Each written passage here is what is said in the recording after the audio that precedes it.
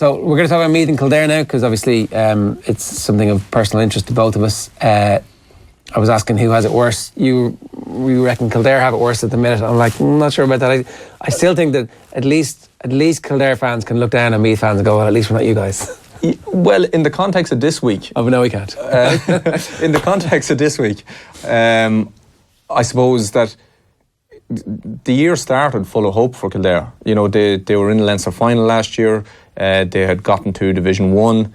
They put 119 in Dublin in that Leinster final. So, and if you go back to, say, half-time in the first round of the league this year, they had given Dublin their fill of it, and you're there like, yeah, this is the progress we thought we were making. And at that point, there was no sign of them losing to Carlow in a Leinster quarter-final. From Meath's point of view, I think the worst thing about it from Meath's point of view is that probably there's not that much surprise. No doubt that the team are working hard.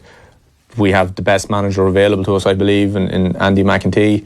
There are maybe 1 or 2 or 3 guys that could be there in the setup that would help things, but there's not 10 or 15, there's not a full team sitting at home that are unavailable to them. So I think there's a sort of an acceptance that this is where Meath are at. Like, if you look at that, Meath's league, they went into the last day of the league having to win to keep their Division 2 status. Longford went into the last day of the league with a chance of going up from Division 3 up to Division 2. So they're ranked in or around the same. So for Meath to lose to Longford away isn't as much as a Kildare team who were in the Leinster final 10 months ago to lose to Carlow, who started the year in Division 4. Yeah. Obviously, now Carlow, a good team, but a really, really well organised team. I saw them against Louth, but that's still Division 4 beating the Division 1 team. I think you can see there's parallels to what's going on in Kildare with previous teams who got promoted maybe just that one season early, like that Westmeath team who came down the divisions, having been up to... did Roscommon also lose every game before just before McStay came in? They had a really good season at the start when McStay and Fergal O'Donnell came in first, and then the year after that they plummeted straight back down, wasn't it really? You can see the impact that a complete lack of confidence has. Part of me feels that if Kildare had managed somehow to get out of that Carlow game, they would have been okay.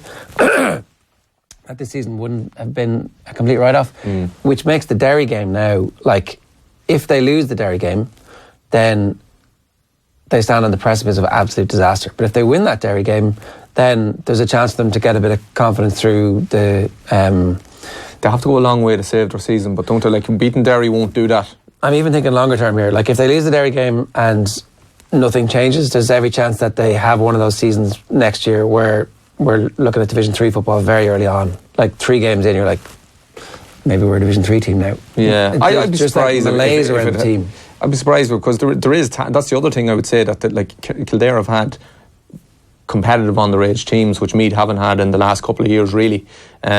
So that's why there would be a little bit of hope there. But like Meath, in fairness, and people within Meath would admit this themselves, like, we had fallen way behind in terms of underage structures, developing, bringing fellas through the right way. There's a couple of minor wins against the Dubs in the last 3 years. Yeah, so if you looked at the under 17, there was 2 fellas from myself and Tommy's club that were on the under 17 team, and they beat Dublin twice in that competition to win Leinster. They were beaten in Ireland in semi-final then. But that's, you know... It's something to go on, yeah. But the wheels are starting to turn gradually. Now, it doesn't guarantee anything, but at least you can point to the work has been done. I'm not sure we could have said that 5, 6, 7, 8 years ago. Which is actually when those chickens are coming home to roost now. Yes, yeah. And like, you have, like... I would know a couple of the Meath guys just to say hello to, and I've no doubt the work and effort they're putting in. Like, and I'm actually expecting a small bit of a kick from them against their own. Beating them is a different thing, but I'm expecting a bit of a reaction. But they're certainly trying hard. But the worst thing about it for me was that no one was that surprised. That was the sad part of it. Yeah.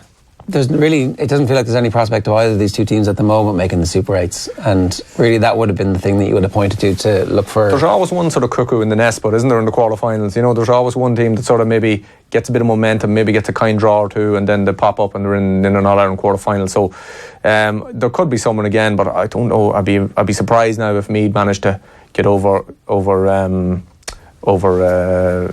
Tyrone, and Kildare obviously are have a good record in the back door, going back to McGeeney's days, an excellent record actually. So maybe there's a little bit of pedigree there, but that's a long way back for both of them. What's the solution?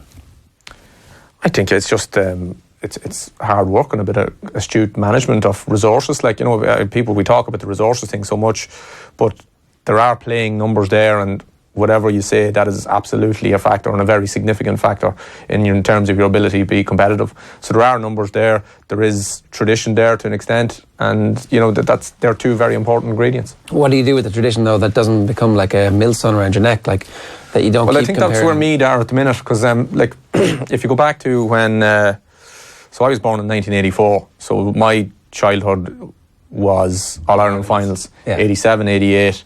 1991, 96, 99, 2001, and that's a golden era by anyone's standards. The won 4 of those finals.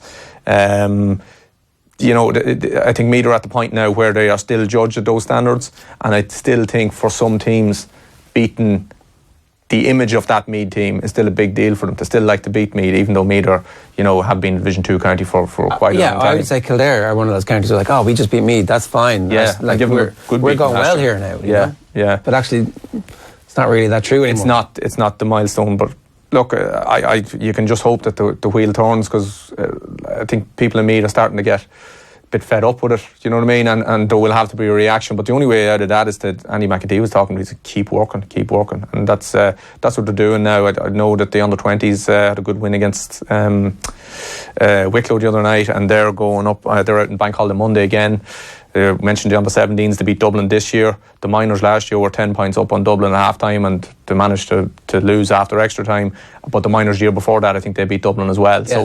So there are small little green shoots, but that will have to keep. You have to keep working to keep that going. Is the club system in Meath as well run as, say, the club system in Monaghan, given the inter-county team the opportunity to be part of the rest of the system, and also in case any of the new players are coming up, or any of the late bloomers are coming up to that standard, they get the chance to try themselves out? Well, certainly the club isn't as competitive, like if you put it up against Dublin, say, again, to use that, because that is the yardstick for Meath football. It's always going to be Dublin, and for a while it was vice versa as well.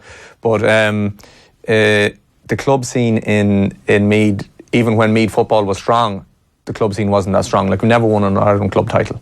They've been in 2 club finals. I think Walterstown won 2 club finals in maybe the 70s or 80s, and after that they have never been in it. So it was always more about, we can take a fella from this neck of the woods, and Sean Boyle was great. We'd take a guy from there and we'll make something out of him, and you'd always have a competitive team. So, like, the club scene in Meath, it's very compact, very condensed. The intermediate champions of last year were the junior champions of 2 years ago. So there's always teams that get a bit of a run in Meath can be competitive and can go up through the grades. Would you say it's well run and well organised? Does it feel that way? It's certainly a lot better than it used to be. So, like, we would have a fixture planner now. So that was actually one of the things that happened after Meath were drawn at Tyrone on Monday morning after the draw. Got a handful of text messages asking me, and I don't know why they're asking me, because I wouldn't know, but they're asking me, so will the third round of the championship be changed? We've played 2 rounds. Will the third round be changed? It's penciled in for the 31st of July at the minute, but people are thinking that if Meath are out on the 9th of June, will they change the thing? Now, bring it forward. Yeah. Now, I hope they don't, because plans have been made around it, be it holidays, training plans. Yeah. Fellas will be aiming maybe to get back from injury and all that. And if you're out in the 9th of you're out of your senior team's out of championship on the 9th of June, I think you have to stick with the plan, and I hope they do, and I think they will as well. But certainly a couple of years ago, you were literally waiting until like Monday to find out what's happened for the next fortnight. Okay, so things have improved, and that's not actually something that's holding back the inter-county team? No. I think the county team is sort of divorced from that. We're providing enough football for fellas on a regular basis is slightly different from producing a competitive county team. Now, they are related, but there are other things at play. It feels like Monaghan have managed to implicate the two things as this kind of thing that needs to coexist, that, like, your inter-county players will play with the clubs, and the clubs will also get the benefit of playing against the inter-county players in a set number of times, and everybody understands that. And I don't know, maybe change it this year in Monaghan, haven't they? they have the 5-point system for the a star win. games. Yeah. So I think it's if the county players are playing in the games, it's worth more than just a normal league match. Yeah. Which is interesting and kind of groundbreaking. But even before that, Monaghan, you have to say it, and I've written about it a few times at this stage. Pound for pound, there's probably not a better example of how to run your affairs than Monaghan at the minute. And that's the frustrating thing, I think, for supporters from counties that have much bigger playing bases like Kildare and Meath, is that like somewhere along the way somebody has thought, what are our problems, what are our solutions, let's make sure everybody's on the same page and everybody's unified. It doesn't feel like Kildare is a unified county at the moment.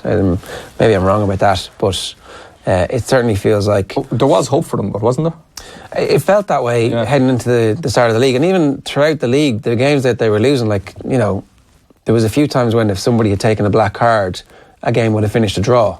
And you're like, well, I'm happy enough that somebody's getting a black card. Or even if it was a second yellow, and no one would have cared because it would have been a draw, and they wouldn't have had that fat duck beside them at the end of the league campaign. Is that just a psyche thing? Is it a mentality thing that you don't... There's been a lot of last minute defeats over the last couple of seasons in the league as well. You're thinking somebody somewhere needs to just go, we're going to be a team that's hard to beat. And well, I suppose Galway could broadly have been considered the same. Like, they had an awful record for 1-point defeats in Championship, and they hadn't won a game in the qualifiers. You know, real sort of games they should have been winning. And Kevin Walsh has obviously turned it, and they're so tough now. They will never take a backward step. So look, that can change as well. But I suppose the good thing for Kildare, and you kind of touched on it, is that there is talent there. There are fellas who are good enough to be looked at by professional codes, be it AFL and soccer. So the unfortunate thing for Cian O'Neill is that a bunch of those Kerry columnists have come out and have started to kind of pick away at him. So that damages his credibility with everybody. And you feel like if they remove Cian O'Neill at the end of this season, or if he goes at the end of this season, the whole process starts again. Sometimes that's the right thing for a county, but as a county that has been through change, you're like, maybe the thing to do is to double down and go, if everybody's pissed off, there's the door, but this is our guy and we're sticking with him. And that would be a brave move from the county board, given what this year has seen in terms of results. But maybe it's the right thing to do. They're quick to talk about change, but like, you know, get rid of X. To what? Who is Y? You know what I mean? Like, who do you bring in? So like, if there's an obvious qualified replacement in Kildare, then absolutely have a look at them. But until then, like, be careful what you wish for.